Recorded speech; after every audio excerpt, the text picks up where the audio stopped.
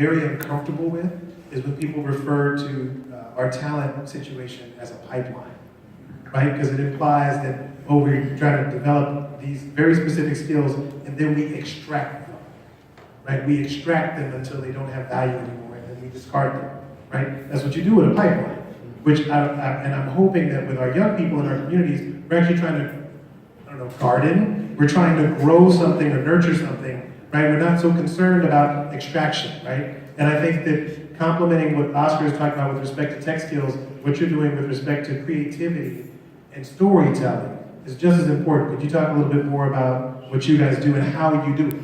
Sure. So one of the things that we really believe in is that young people are very capable. They are amazing storytellers. They have the capacity to do all the things that we want them to do, but we don't try to push that on them. It's not like we're coming in to teach you how to be this. We want you to build the confidence to know that your words matter, that what you have to say and what you think is important. And so writing is the vehicle that we allow young people to use as a way to do that. We publish books, we do little books in-house like this, or we'll make publications that we distribute nationally. And so it's an empowerment thing for us in a lot of ways for young people who feel like their voices are not important. And for us, it's critical that we allow them to have the space, the room to know that their voices matter and that what they have to say could change other lives. And so we have fun with it. With the little kids, we'll do creative things where we have a storytelling, bookmaking activity where kids come in with their teacher, the whole class, and they'll have to write a book in less than 2 hours, or they'll be fired. We have an editor that lives upstairs that they never see. His name is Mr. Barnacle, and he's really grumpy and mean. And if you're not producing something unique before you leave, you will not be published. But somehow all the kids always get published. And the idea is that each kid goes home with their own little published book. We'll do that. We'll work on college personal statements. At Manual Arts right now, we're working deeply with kids on being able to tell their stories. And a lot of these kids, they'll start with something and they don't want to tell you a lot about, maybe what they're experiencing or what's keeping them from making that leap. But they all have these remarkable stories, heartbreaking stories.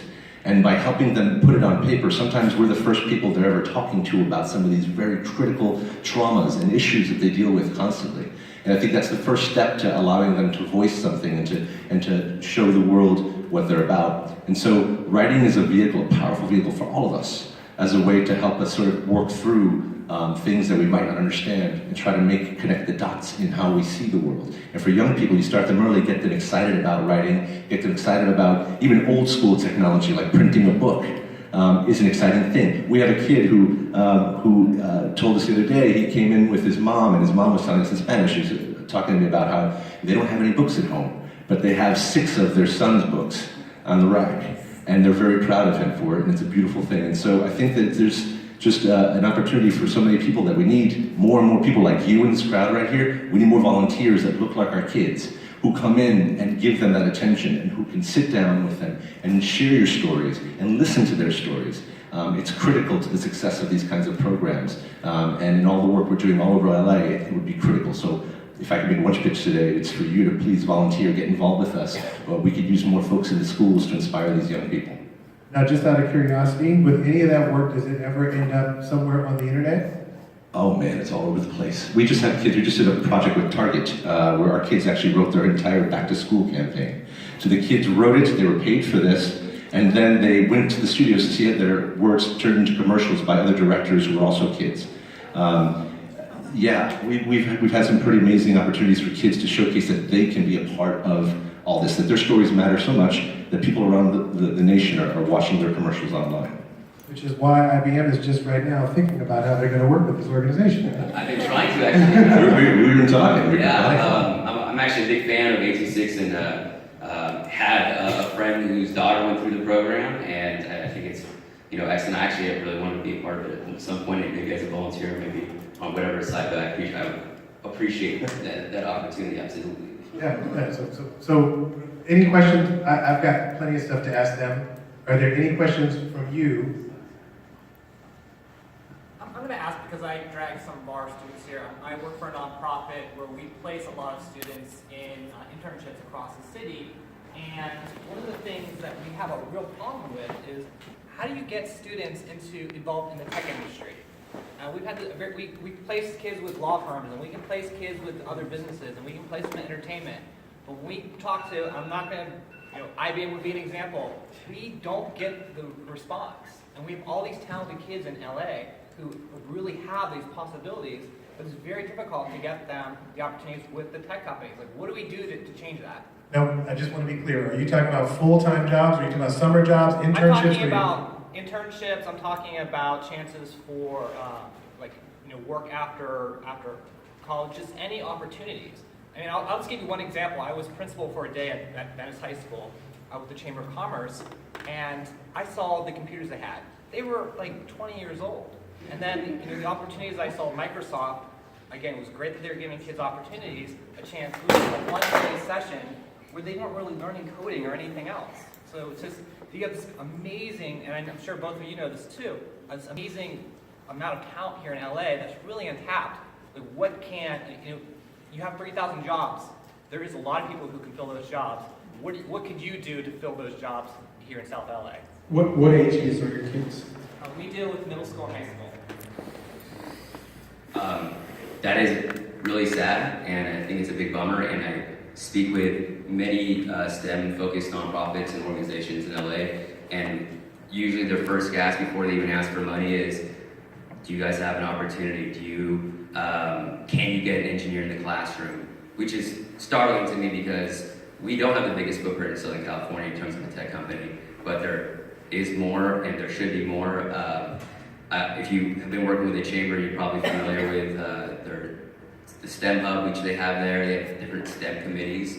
And I'm on that, as well as Lockheed and several other companies, along with nonprofits. And we're all kind of trying to tackle this specific issue. What we come back to when we work with the city is, yes, we need this immersion. It's very important. It's important for high school, and we found that it's important for students at the 5th grade level to have that introduction, because we find that if you don't have that exposure to science or technology from the 5th grade, you will probably lose interest and you'll enter high school not even thinking about it. So happy to chat with you, and I'll kind of share with you all the different kind of places and input that I have found have provided us sort of things, and of course I can try to do as far as best we can.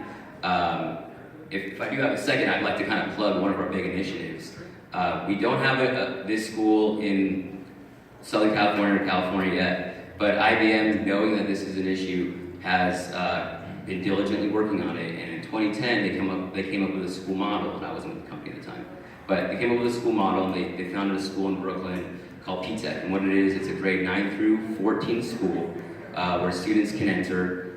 They get a fully immersive technology education they get a one-on-one mentor from IBM, or the company that sponsors, and they graduate within 6 years with both a high school diploma and an associate's in applied science degree, so they can get hired directly by a company like IBM. So that school started, that was the first one 6 years ago. Last year, a couple of students graduated early, and they all now work for IBM, straight out of essentially high school. And in the past 6 years, this has been kind of like our largest initiative. President Obama actually visited the school twice. He spoke about it in the State of the Union.